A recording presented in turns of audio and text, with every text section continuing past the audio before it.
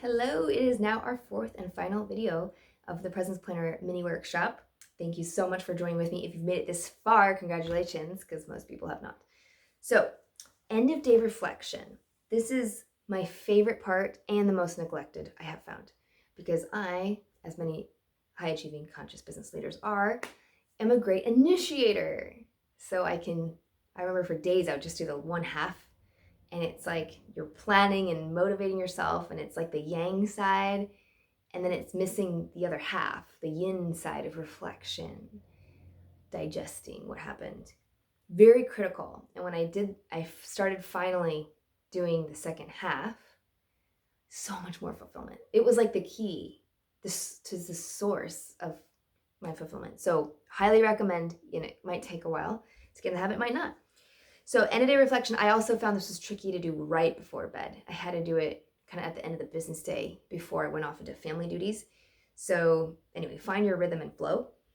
But I acknowledge myself for, yay! So 3 things that you acknowledge yourself for, again, could be more external goals you've met, or internal, like being loving with myself when I messed up, or smiling a lot today when I really was having a hard time, or I didn't get enough sleep, or my son asked me to play soccer with him, and I was like, yes, and I just dropped everything and played. So that's acknowledgments. That has to do with you and or other people or things. Then the next piece is I love myself today by. And this is you. There's going to be lots of ways this looks. Pretty self-explanatory. Sometimes I put what I didn't do. I said no to this opportunity. That's how I love myself. Or, you know what? I missed. I'm someone who's always disciplined and regimented. So when I miss something, it's a big deal.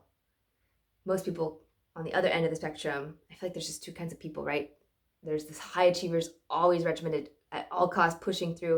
And then you've got the kind of lazy people that can't seem to take the first step. There's not a lot of people in the middle. Anyway, I feel like things are always speaking to this side or this side, but so not doing stuff is a lot of ways that I acknowledge myself, right? It could be like going to the spa, going to things, but I'm pretty good about having lots of fun. Sometimes I have too much. So just chilling out and being with myself is so nourishing. Anyway, and then what made today great?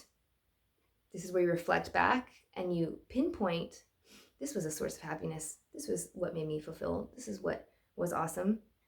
And then what ways can I make tomorrow better? So it's not like, what was wrong with the day? It's tapping. This was a question inspired by Kurt Wright's book. He has long passed. And he was a wonderful man about exploring 30 years on these 5 questions that I studied and mastered and mentored other people in, called What's Right? And what made it right? What would be ideal? What was missing? And those questions ignite each other. So this is the beginning of that. And what ways can I make tomorrow better? It kind of tricks your brain from like what was wrong into like what was right. And so you can put a couple things there, and then visualize tomorrow. You can really, as Dr. Joe Dispenza would say, 3-dimensionalize versus see like a movie that's a flat screen. Try to actually be in the movie as if it's you, and visualize tomorrow how you want it to go. The last piece is purpose check.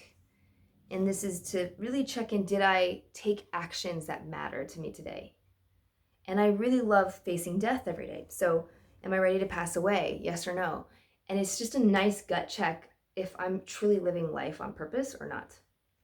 So I had an estranged relationship with my dad for a while, and that was the one that I would say, no, I can't die today because I'm incomplete with my father and I need to call him up. And so then it asks, well, okay, what action is missing that you would take? Call my dad up. So that's just an awesome way to end the day and have you primed before bed to create the most optimum next day. I hope you enjoyed this. This is the last piece, and you can also check out our YouTube channel, which we'll put the link below to get more energy, more tips, and so on. We'll put all the resources to continue to stay in this conversation. Otherwise, I would love to hear how this presence planner is working for you. What difference does it make? How does it maybe compare with other planners you've used? Just so that we can keep iterating and keep making this a worthwhile tool that makes a difference. All right, thanks.